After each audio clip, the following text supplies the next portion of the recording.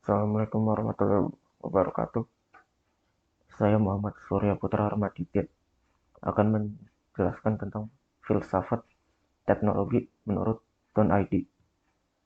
Bermula dari Heidegger yang menempatkan teknologi sebagai persoalan ontologis dalam filsafat, dan J. Dewey yang memasukkan teknologi ke dalam wilayah praksis.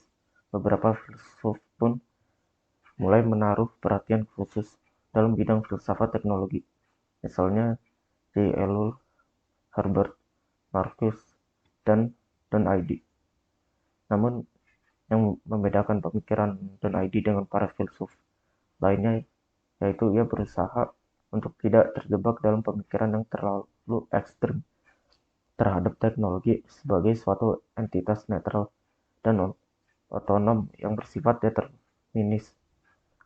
Secara khusus, perhatian Ide dalam ranah filsafat teknologi dimulainya dalam buku pertama tentang teknologi yang ia tulis di tahun 1979 dengan judul Techniques and Praxis: A Philosophy of Technology, yang mana dimulainya dengan penekanan pada materialitas dan kekonkretan alat-alat teknologi serta penjabaran bentuk relasi manusia dengan teknologi. Selanjutnya, secara etimologis, teknologi berasal dari bahasa Yunani, yakni tekne, yang berarti seni, keterampilan, suatu cara atau sarana untuk mencapai suatu hasil, dan logos yang berarti ilmu atau kata.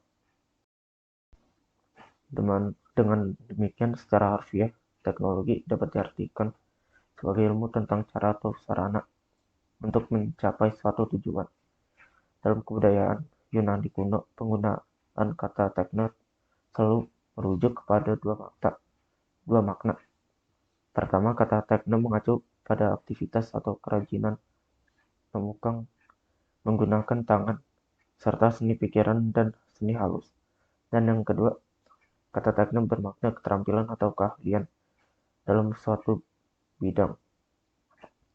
Penggunaan kata tekne yang lebih berciri materialis berkembang pada budaya Romawi Helenis. Hal ini nampak dari penciptaan gerbang-gerbang dan saluran-saluran air yang terbuat dari batu yang tidak ada atau diciptakan oleh budaya Yunani kuno. Dalam penggunaan klasik, terdapat dikotomi antara kata tekne dengan kata epistema yang dibuat berdasarkan distingsi ontologis terhadap objek masing-masing. Tekne lebih merujuk kepada pengetahuan teknologis, sementara epistema lebih merujuk kepada pengetahuan ilmiah. Teknologi menurut Don Aide mengakui bahwa definisi tentang teknologi itu sangat luas. Penggunaan kata tekne dalam kebudayaan Yunani kuno yang hanya berorientasi pada nilai-nilai estetik menurut Aide merupakan pengertian tentang teknologi yang sempit. Dalam hal ini, orang-orang Yunani kuno belum mampu membedakan seni dan teknologi. Hal ini pula yang menjadi alasan mengapa teknologi lebih berkembang dalam kebudayaan Romawi Helenis yang secara filosofis lebih bersifat eklektif, yaitu memilih dan memilah apa yang baik dari kebudayaan lain dan menerapkannya dalam kebudayaan sendiri. Menurut ID,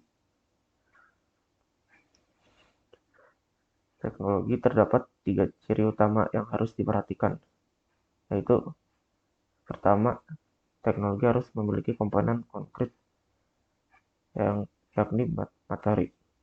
Kedua, aspek penggunaan yaitu aspek praksis. Dan ketiga, hubungan antara alat-alat teknologi dan umat manusia yang menciptakan, menggunakan, dan mengubahnya. Bagi ID, Galileo Galilei merupakan orang pertama yang membuat sains mewujudkan diri secara teknologis dengan penggunaan instrumen dan alat-alat eksperimen. Galileo bukanlah seorang spekulator Yunani, melainkan prototipe modern bagi teknosains. Dalam perkembangan selanjutnya, terutama penggunaan teknologi dalam dua perang dunia seperti bom dan senjata pemusnah lainnya, muncul persoalan tentang posisi teknologi.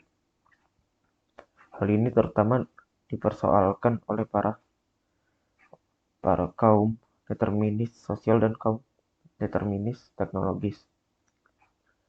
Kaum determinis sosial berpendapat bahwa teknologi merupakan suatu entitas yang netral. Teknologi pada dirinya sendiri tidak memiliki efek kecuali ketika berada di tangan manusia. Sementara kaum determinis teknologis seperti Jacques Ellul dan Herbert Marcuse berpandangan bahwa teknologi memiliki alur hidupnya sendiri dan berjalan sendiri. ID berasumsi bahwa teknologi tidaklah netral dalam artian teknologi yang digunakan manusia sebagai mediator dalam mempersepsi dunianya mengubah pengalaman manusia tentang dunia. Metode filsafat teknologi dan ID.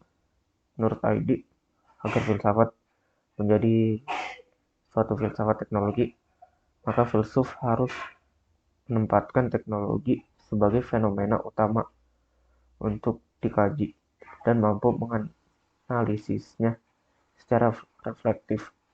Demikian rupa untuk menerangkan ciri-ciri fenomena teknologi itu sendiri. ID menggunakan pendekatan fenomenologis dalam filsafat teknologinya. Melalui pendekatan ini yang dikaji oleh ID adalah fenomena teknologi berdasarkan model persepsi ala Husserl dan Merleau-Ponty serta model praksis. Ia juga bertitik tolak dari pemikiran Heidegger tentang keberadaan teknologi yang mendahului sains dan sifat praksis dari teknologi. Ketika dunia dipahami secara perseptual lewat instrumen teknologi, pengalaman manusia pun berubah. Proses transformasi pengalaman inilah yang dijelaskan oleh ID melalui metode fenomenologisnya. Dalam pemahaman ID, fenomenologi itu lebih luas dari sekadar relasi subjek atau ego dengan dunia seperti dalam fenomenologi Husserl. Dalam konteks ini, kesadaran atau ego transcendental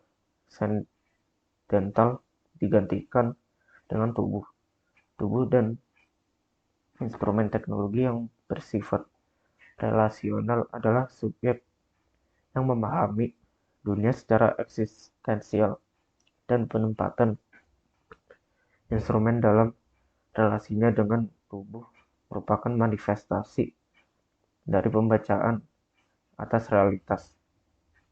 Metodenya ini disebut sebagai fenomenologi instrumentasi. Metode pendekatan yang digunakan ID dalam meneliti dan menjelaskan relasi manusia dengan teknologi yang dimediasi oleh instrumen kemudian disebut sebagai pasca-fenomenologi atau post-fenomenologi.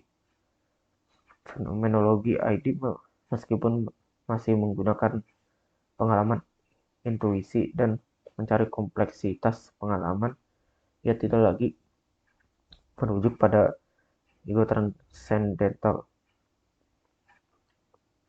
Fenomenologi ID lebih bersifat pragmatis karena selalu meneliti sesuatu yang konkret dan melibatkan pengalaman kebertubuhan.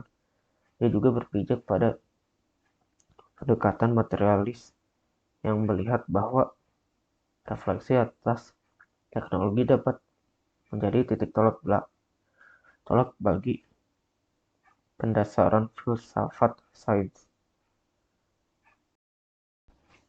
Konsep dasar filsafat teknologi dan ID. Pertama, ke dunia kehidupan, life atau life force. Istilah dunia kehidupan pertama kali lahir dari tradisi fenomenologi yang dikemukakan oleh Edmund Husserl dengan istilah Lebenswelt. Istilah ini kemudian dibahasakan kembali oleh Heidegger dalam filsafat teknologinya menggunakan kata life force. Menurut Husserl, dunia kehidupan merupakan dunia yang dirasakan secara bersama, yang menjadi latar belakang dari semua pengalaman manusia. Manusia mengarahkan intensionalitasnya kepada dunia kehidupan di sekitarnya. Dalam artian, pengalaman manusia tidak akan ada tanpa dunia kehidupan. Manusia selalu ada dalam dunia. Pada masa kini, dunia yang dihuni oleh manusia telah dipenuhi oleh teknologi. Dan pada kenyataannya, manusia tidak dapat hidup tanpa penggunaan teknologi. Persepsi manusia terhadap dunia kehidupan mengalami transformasi oleh teknologi. Jalanan teknologi yang erat dalam hidup manusia kemudian membentuk suatu dunia kehidupan baru, yakni dunia kehidupan yang termediasi oleh instrumen teknologi. Menurut Heidegger, melalui mediasi instrumen teknologi, manusia pun mengalami dunia kehidupan secara baru, yakni secara teknologis. Teknologi mengubah persepsi manusia. Terdapat dua jenis persepsi, yakni mikropersepsi dan makropersepsi. Mikropersepsi adalah persepsi manusia yang langsung melalui tubuh dan semua inderanya. Kita adalah tubuh kita yang dalam arti fenomenologis. Kita adalah ada di dalam dunia yang mengalami gerakan, persepsi, dan emosi dengan tubuh. Pengalaman kebertubuhan seperti ini oleh Heidegger disebut sebagai body one. Sementara makropersepsi adalah persepsi yang manusia peroleh melalui struktur atau budaya di mana manusia berada, seperti cara berpikir dan kebiasaan. Pengalaman kebertubuhan seperti ini ia sebut dengan istilah body two.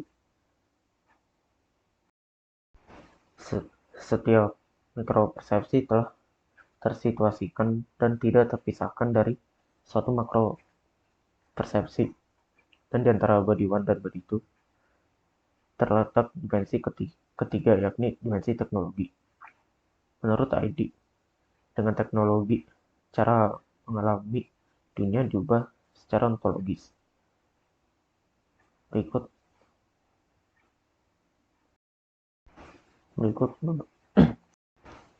beberapa teknologi mampu mengubah pengalaman dan persepsi manusia.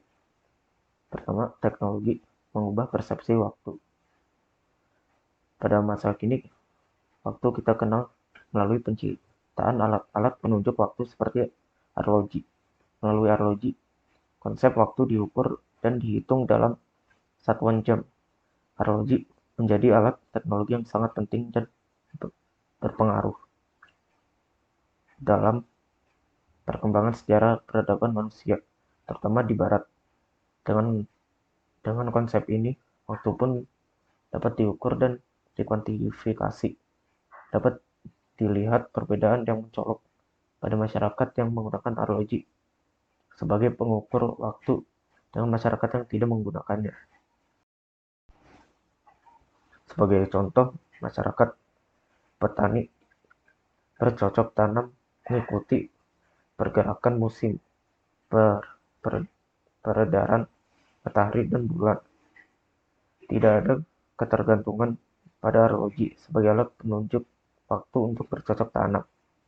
Hal ini berbeda dengan masyarakat yang menggunakan arloji untuk mengukur waktu. Mereka tidak melihat tanda-tanda alam seperti kedudukan matahari ataupun bulan untuk mengukur waktu. Cukup dengan melihat arloji, orang langsung mengetahui waktu. Hal ini pula yang turut merubah persepsi manusia tentang waktu, terutama di barat, di mana orang sering mengatakan time is money. Waktu adalah uang. Oleh karena itu, waktu yang diukur dengan sistem jam selalu menunjukkan kepastian. Perbedaan dalam persepsi waktu juga dapat dilihat pada penciptaan jam analog dan jam digital. Pada wajah jam analog kita dapat melihat dua aspek, yakni waktu sekarang dan rentang waktu. Selain berada pada jam yang ditunjukkan, misalnya jam 12, kita juga ditunjukkan rentang waktu dari jam 1 sampai dengan jam 12. Sementara pada jam digital yang ada hanyalah waktu sekarang. Waktu yang ditampilkan adalah waktu yang aktual dan rentangan waktu terkesan dihilangkan oleh jam digital. Salah satu dimensi waktu dimagnifikasi dan dimensi lainnya direduksi. Pembacaan alam melalui konsep waktu yang terkuantifikasi dalam arloji merubah persepsi manusia terhadap dunianya. Hal ini kemudian memunculkan suatu pandangan mekanistik tentang dunia. Bumi merupakan arloji tempat manusia hidup. Alam merupakan satuan waktu yang mana pergerakannya berjalan sesuai cara kerja arloji. Kedua, teknologi mengubah persepsi ruang.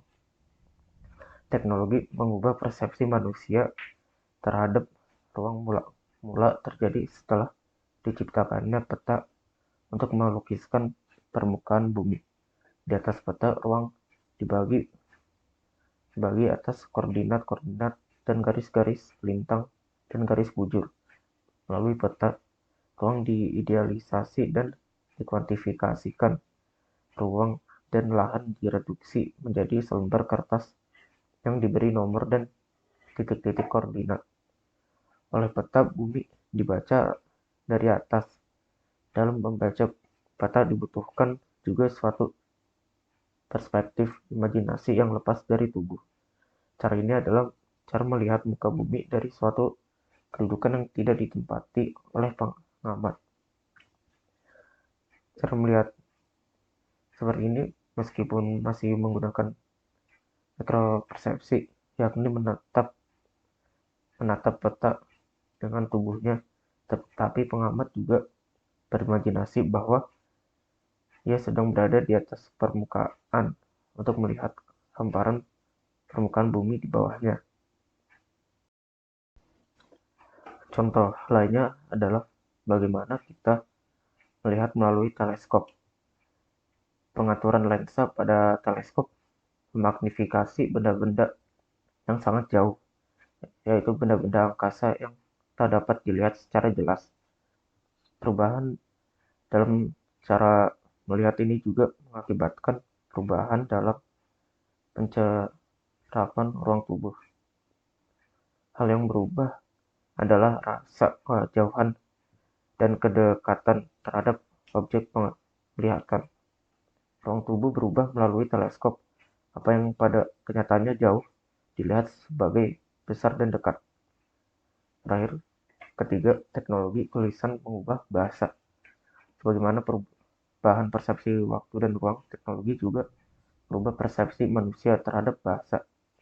Tulisan dilihat sebagai sesuatu yang mentransformasi bahasa dan pengalaman manusia.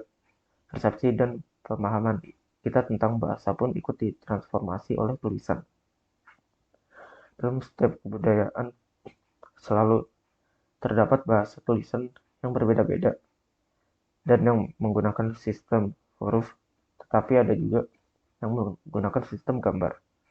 Tulisan merupakan contoh yang paling baik dalam menggambarkan ketertanaman teknologi dalam budaya. Dalam budaya-budaya yang menggunakan bahasa tulisan, pengetahuan dan kata-kata diakumulasi dalam bentuk tertulis. Tulisan memampukan orang untuk menyimpan pengalaman-pengalaman pada waktu lampau dan menghadirkan pada masa sekarang. Namun tulisan juga memiskinkan bahasa kita dengan mereduksi bahasa lisan yang selalu ditampilkan dengan bahasa tubuh yang mencakup ekspresi dan intonasi suara. Bahasa tulisan terkesan lebih kaku ketimbang bahasa lisan. Persepsi manusia tentang bahasa semakin berubah dengan terciptanya alat-alat teknologi seperti komputer yang meradikalkan tulisan ke dalam bentuk elektronik. Cukup sekian. Wassalamualaikum warahmatullahi wabarakatuh.